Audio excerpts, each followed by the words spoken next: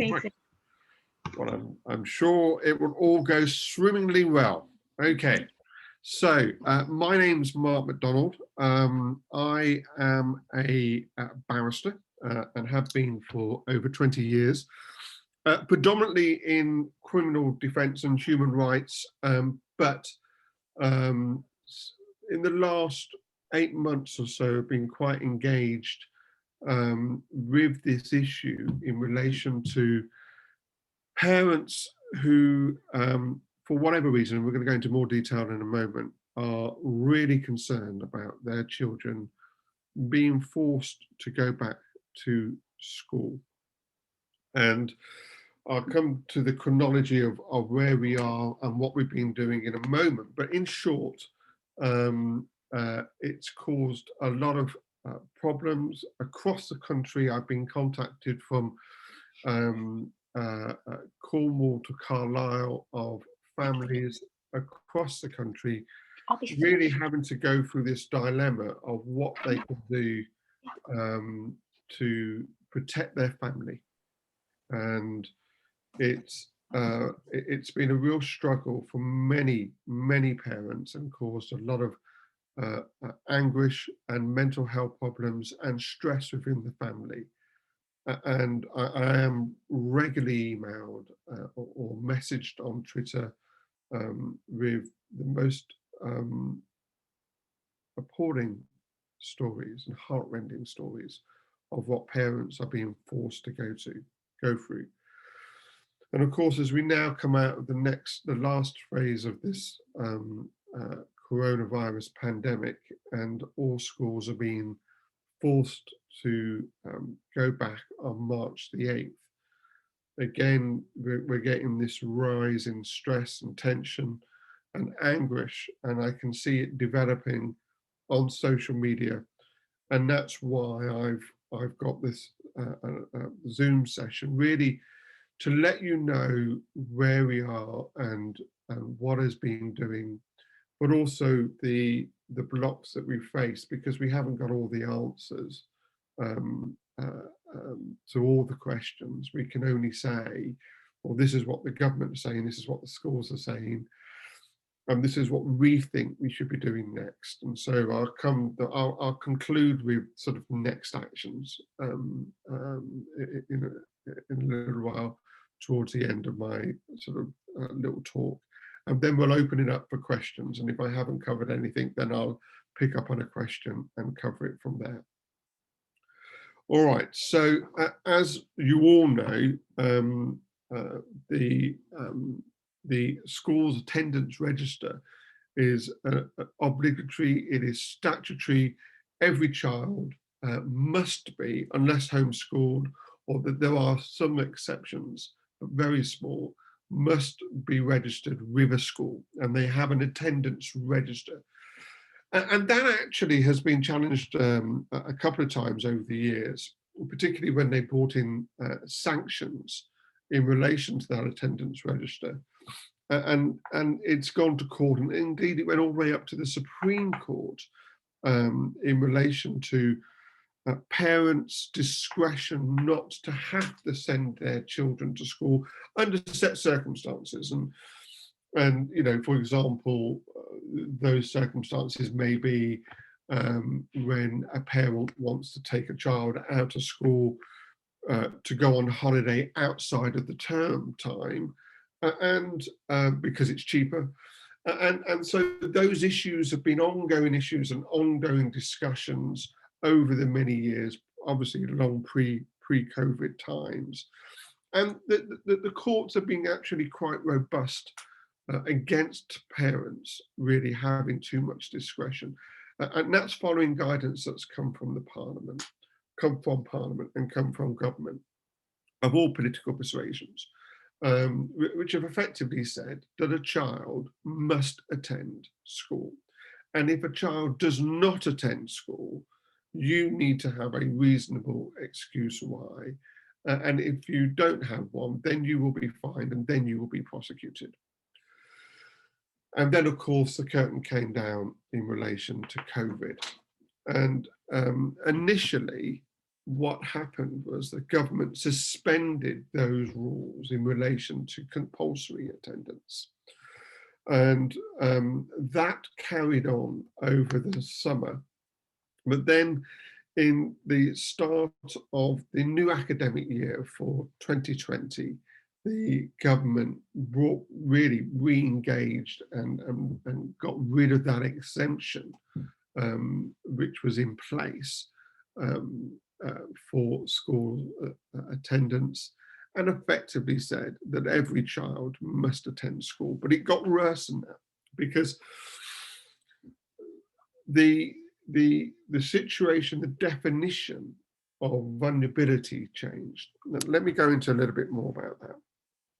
You see, the real concern, well, there are a number of concerns, but the first concern was if the child was healthy and fit, went back to school, picked up the virus, took the virus home, but there was a clinically exceptionally vulnerable child at home, brother or sister, or clinically exceptionally vulnerable adult at home, then that adult child could get the virus and become very seriously ill and indeed die. Then what happened was that the definition of what is a clinically exceptionally vulnerable child changed in November. And as a consequence of that, most of the children that were clinically exceptionally vulnerable, who were allowed to stay off school, fell to have to go back to school, which meant I think it was from the 5th of November, children who were shielding, children who did not have to go back to school because there seemed to be clinically exceptionally vulnerable, the government said that the virus does not have significant consequences on those children according to research and data, and they changed them from clinically exceptional to clinically vulnerable. And they said to every GP across the country received a letter saying, all those that you have said are shielding or should be shielding, you've now got to relook at that definition and effectively say that unless they fall into the category of, and there are very small categories, Down syndrome, for example, or children who are having chemotherapy, or children who are having a significant steroid treatment, so it drops their immunity level down, those can still be considered to be shielding, so but outside the compulsoriness. But every other child, so for example, children with asthma and severe asthma, were effectively expected to be returned back to school. And so the overnight, families who have been told, and remember, you know, the broadcast and the information that we're receiving for at least a good seven months about shielding and vulnerability simply changed. And as a consequence, this caused a lot of confusion, a lot of concern, and a lot of stress. And families simply said, we're not going to send our children to school. And that's when I really started to get involved, because it seemed to me that the government guidelines were vague, were inconsistent, were based upon really little evidence, particularly when they changed the guidance from who is shielding and who is not shielding. And so working with the Public Interest Law Centre and an excellent solicitor there called Helen Murrett, who started challenging the government on this, we eventually started to make inroads. And where we landed up was this, that they didn't back down, the government, on the guidance.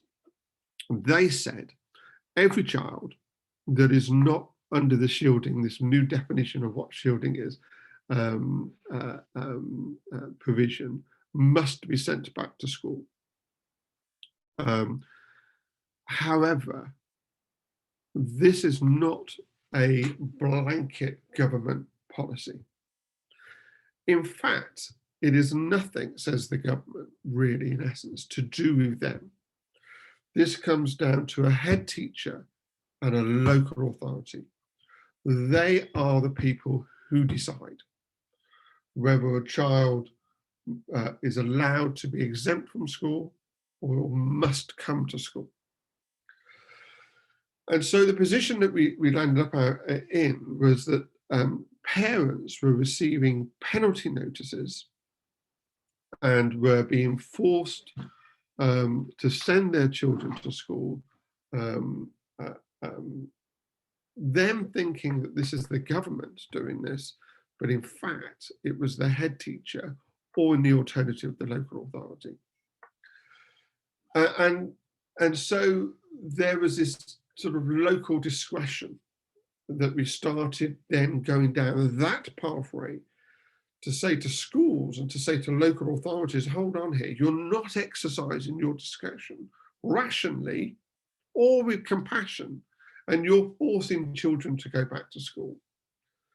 This left us in this bizarre sort of Kafkaesque world, really, because what started happening was the government started blaming the head teachers and the local authority and saying, well, it's them. The head teachers blamed the local authority. The local authority blamed the head teachers. And then sometimes the head teachers and the local authority blamed the government. So everybody passed the buck backwards and forwards. And so we live in this world where really we don't know who is where does this buck stop? Now, the government is very clear. It stops at the head teachers. But this is where we have to expand a little bit on the law. You see, every school has a statutory obligation to educate a child, and it's only if they fall within an exception that they don't have to, that they can sort of get rid of that responsibility, for the want of a better word. That exception is very, there are very few exceptions. One is taking your child off the roll. In other words, deregistering your child. Now, if you want to go down that path, then the school must allow you to do so, unless it's your child is SEN, SEN, special education needs. Then, in fact, the school and the local authority do have a discretion against it, and you have to get the permission from the local authority. But on the whole, unless that exception falls place, if a parent wants to deregister, they can deregister. Now, but the problem with that is that actually many parents do have a very good relationship with their school and don't want to deregister. What they want is to have the discretion to allow the child not to go to school under those circumstances I've talked about. There's a vulnerable adult at home, or there's a vulnerable sibling at home, or in the alternative, they're just worried. The government have been telling us for the last year how urgent and how much of a crisis this is, and how this is such a killer virus that parents are simply scared to send their children in. So it's those three categories. And that the head teacher should be working with the parent to allow that to happen. But they're not in a number of cases, and nor is the local authority. And they've come down hard on families. And this is when we come into the punishment level, the sanctions. And this is what happens. A parent keeps a child off school. The school starts to engage, and that engagement can depend upon the resources of the school, the ability of the head teacher to want to engage, whether or not the local authority again wants to engage and have the resources to do so. but they try and engage with education support workers and setting up panels. If that doesn't work, and often it doesn't work, because in fact, the family have made a decision. We don't want to send our child back to school because of whatever circumstances at home. What then happens is that you have the service of a penalty notice. Now, so from September, this is what started happening. We have this sort of engagement going on, which fed away on the whole. And then you started around about October, November, penalty notices being issued to families. With the penalty notice, what it is, it's a set fine of £60 per child. If you are a couple, so if you're not a single parent, then it's each parent. So if you're separated and each have parental responsibility for the child, then each parent can receive a £60 fine. And as I say, it's for each child. So it can increase. So albeit on the face of it, depending upon your means, £60 may not be a lot of money. It can increase depending upon the amount of children, whether you're two separated parents. But that doubles if not paid in 21 days or 28 days, depending upon the local authority. Now, what happens then is if you haven't paid it, the local authority, and this is when it really goes over to the local authority, the decision to send a penalty notice is most likely comes from the head, but decision to prosecute comes really from the local authority. It's the local authority that's bringing the legal action. If you don't pay within that set period, say 21 days, the local authority have two choices. They can either remove the penalty notice and put it away, and that's happened actually. It's happened in a number of counties across England that they've simply dropped away, they've withdrawn it, and they haven't prosecuted. So they can withdraw it, or in the alternative, they can prosecute. Now, what does that mean, prosecution? Well, it's a prosecution under section 444 1 and 1A of the Education Act 1996.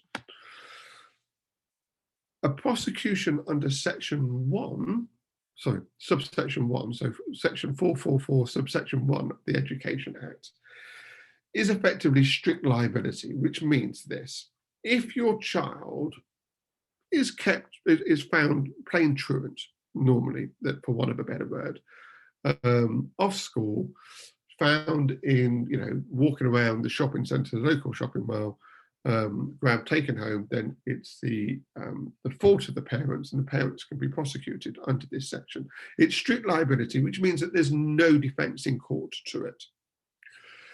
Section 444, subsection 1A is a different offence, which effectively says if the parents knowingly allow a child to be kept away from school. And that's a provision that we fall within, right, in these circumstances, because the parent is knowingly keeping a child off school. And that's a more serious offence, a higher fine. They do have a maximum sentence of in relation to sort of 3 months imprisonment, but don't really be put off by that, because that very rarely is engaged, and really it's for those parents who historically have had issues of keeping their children off school, taking no notice, not engaging, being aggressive with school teachers, and simply just being very, very difficult, and have previous convictions for the same. Social services are involved, all those sort of second circumstances, those sort of aggravated features. For people generally in our circumstances, in our situation, that are real concerned, then we're looking at sort of the level of sort of the fines issue. But it's increased fines. But the most important thing about it is that you're allowed to run a defence. And the defence in these circumstances would be in relation to the coronavirus and the pandemic and the fear, and particularly if you have vulnerable adults or vulnerable children at home, of course, it adds more to it. Those that are in fear of the virus but don't have a vulnerable adult at home are obviously in the sort of the weaker ground when it comes to sort of the sort of aggravating circumstances and the mitigating circumstances as to why you're keeping your children off of school. But nevertheless, there are defences that you can run in the courts if you get to that stage. But remember that if we're all going back, if all children are going back on March the 8th, and you keep your child off school, then there's this long process that needs to happen. The engagement happens, the panels might be set up, you might have visits from certain education officials, you may get a penalty notice, you've got your 21, 28 days to comply, then they have to decide to prosecute. So I am dealing with 2 families right now who have been summoned to the magistrate's court. But they started the process back in September, November of last year. So it's taken 3-4 months to simply get there. And that's really important because, you know, we have a situation that's developing now where, of course, we've got the vaccination and with the increasing amount of vaccination, which eventually will go to all adults by, I don't know when it is now, May or so. June, but certainly, most adults in the next couple of months, that will argue community which will protect children who are going back. Now, look, I'm not an advocate for saying that the government and the schools and the local authorities should not be fining families for protecting their children at all. I'm not saying that I'm not giving an opt-out to the government, but that's the argument in effect, that the vaccine program will create a herd immunity that will protect the children. But what it does give you, because of this process that the local authorities and the schools are going to do, it gives you that cushion of a month, 2 months, 3 months before you land up having to face going to a magistrate or magistrate's court. I'm not advising you to breach the law or to play the law. I'm just telling you the facts on the ground is the fact that you do have this sort of cushion if you're fearful. So remember this. Let's go back. Right, March the 8th. You don't send your child to school. Then in the next couple of weeks, you'll be getting letters and you'll be getting emails and you'll be getting a lot of pressure. And I've seen some of these letters that have been sent out. They can be quite bullying and quite bullish letters that are sent out. Once you get those, you need to start engaging with the school. Don't just chuck them in the bin, and I'm sure you won't do, or leave them on the sideboard. Start engaging with the school. Let the head teacher know what the problem is. Let the governors know what the problem is. And this is really important. Remember where I started with the government has poor guidance, vague guidance, but it's effectively passed the buck to head teachers and local authorities. You have got to put pressure upon your head teacher and local authority. Now, you might find that your head teacher is really good, really nice, understanding, compassionate, wants to work with you and deals with the issue. You actually may find, however, that your head teacher, child must come back, that's it, no ifs, no buts. Now, when you get to that station, don't leave it to the head teacher. Write to every governor of the school. Write to your local councillor. On the Public Interest Law Centre website, Helen Murray has done an excellent briefing and an excellent letter that you can pick up and you can use to write to your head teacher, local councillors, build pressure upon your head teacher. So contact your local councillor. If your local councillor is not helpful, let's say it's a Conservative local councillor, then go to the Labour one, the opposition, go to the Labour Party. If it's the alternative, it's a Labour politician that's in charge, go to the Conservative one, right? Say to them, this is what's happening. This is what I need at my local school. Can you write to the headmaster? Can you get engaged? If go to the local authority, write to your counsellor, say, I need your help. If you're in touch with your local counsellor, get them engaged, let them know what's going on. Put as much pressure on that head teacher as you possibly can to change their position, to allow a discretion, because it is him, her, who is in charge of this.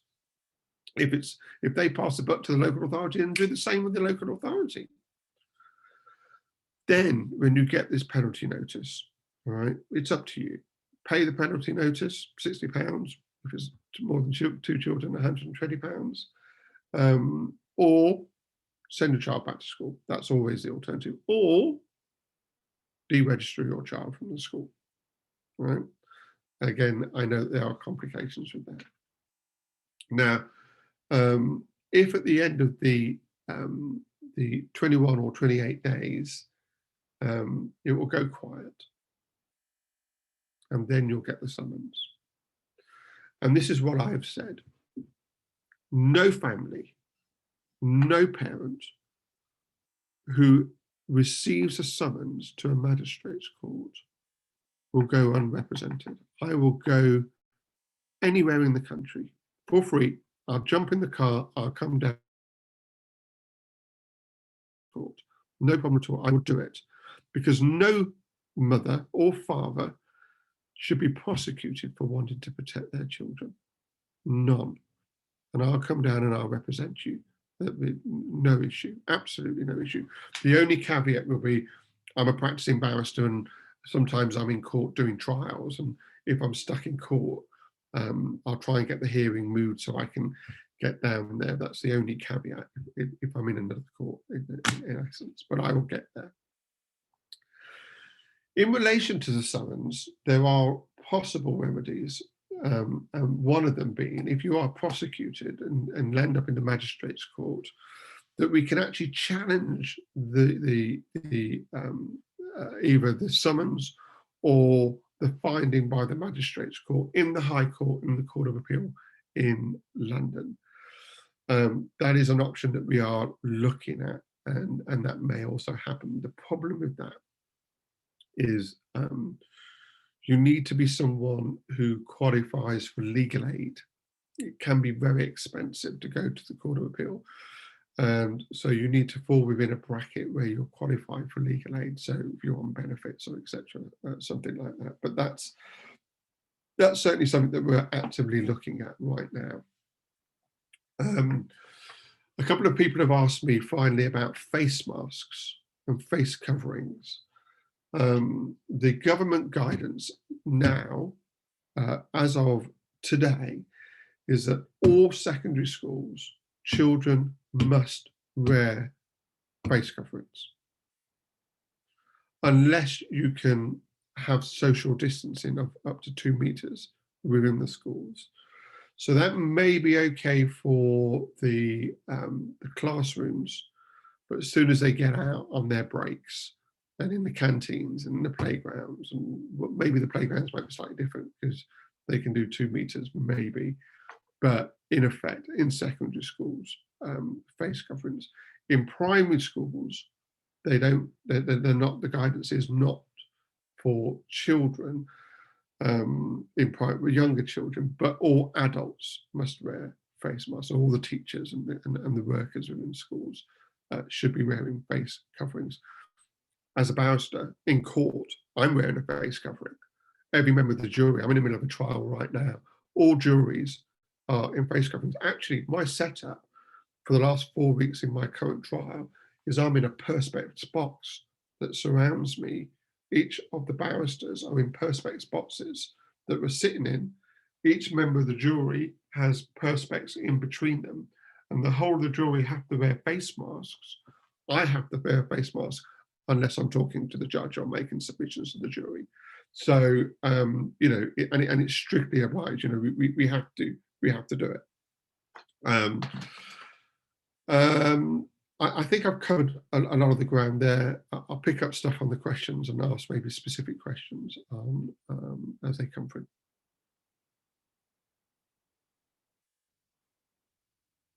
Who's coming in? Is it Shippo? Am I supposed to be reading through chat, or is someone going to speak to me?